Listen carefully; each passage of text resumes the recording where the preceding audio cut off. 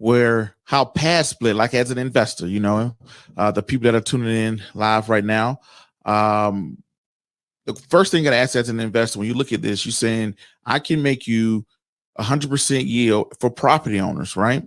So you're saying, hey, like for prime example, I have a 5-bedroom house. I have a 5-bedroom house, and you're able to do this because you rent every room at the same rate. Am I correct? Yeah, well, they're not exactly at the same rate, but each one is an equivalent value. So you think about what's happened in this country is over the last 60 years, the size of single-family homes has tripled. Meanwhile, we know that households and family sizes are getting smaller and smaller. And so what happens is you have a lot of wasted space that's sitting in mostly single-family, but it happens in multifamily as well, that just isn't being used and can't be monetized. So you think about, if you have a formal dining room in a rental property, what's the incremental rent that you're getting from that formal dining room? The answer almost assuredly is zero. Like it's absolutely worthless. But there's no reason that formal dining room can't be converted to a bedroom. You change out the furniture, and voila, it is now a bedroom that has the capability of being rented. The major issue is there's no consolidated source of lead generation to fill that room. And then if you were going to fill it with someone who doesn't know the other people in the home, how do you actually manage all those contracts and the payments and all of that kind of stuff? And so that's really what we do, and why there's so much more value, because your formal dining room, your home office, if you have a living room and a den and a family room, all these extra spaces can be reasonably easily converted into individual bedrooms. And there is an enormous population of folks. It's really, single person households are the greatest share of households in the United States, certainly of renters, that just don't have access to any good housing options. And so you can market to those folks with these types of shared rental facilities. Okay.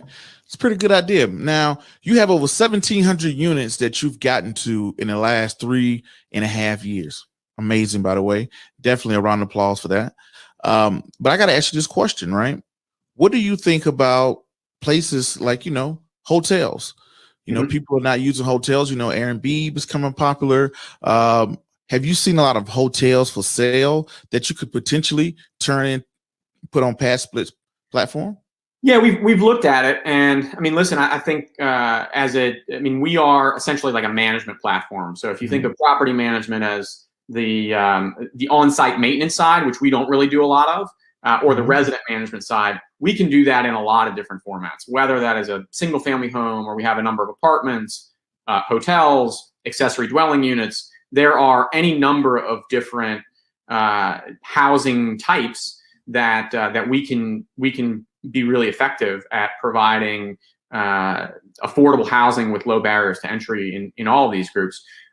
We've experimented a little bit with hotels and had some folks come on the platform. Frankly, it hasn't been a huge growth or attributed a huge portion of our growth, which has largely been both single family and traditional multifamily. But I do think that it's got some potential in the future. Let me ask you this question.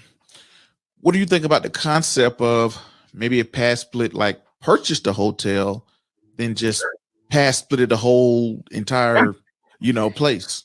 Yeah, we've had a couple opportunities that have been brought to us in, with that type of idea. The reality is that generally hotels or the people that are looking to do that kind of thing are more in the traditional multifamily mindset.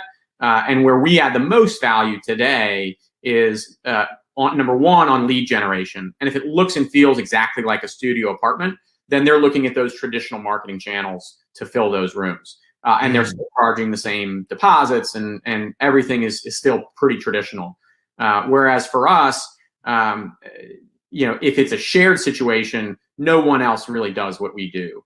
And the price point that we can hit in these shared settings is significantly lower than anything else, inclusive of hotels. Right now, if you looked at the average price of a PadSplit all inclusive compared to an extended stay motel that's really in rough shape, it's still about half. So Mm. it tends to be just much more affordable for our clientele to take advantage of those unmonetized wasted spaces in traditional single family and multifamily. And it also creates a much better opportunity for investors to get that upside. If you're looking at a hotel residential conversion, pretty much anybody can look at an existing extended stay motel that has a kitchen, has a refrigerator, and everything set up, and say, oh, well, yeah, that converts really easily. And there's a lot more competition from the investment side for those types of assets because they say, oh, well, hotels to residential, that's an easy conversion. Whereas there are very few people who are looking at single family homes and saying, oh, wait a second, I can take advantage of that formal dining room that no one else is looking at as an asset that can be monetized.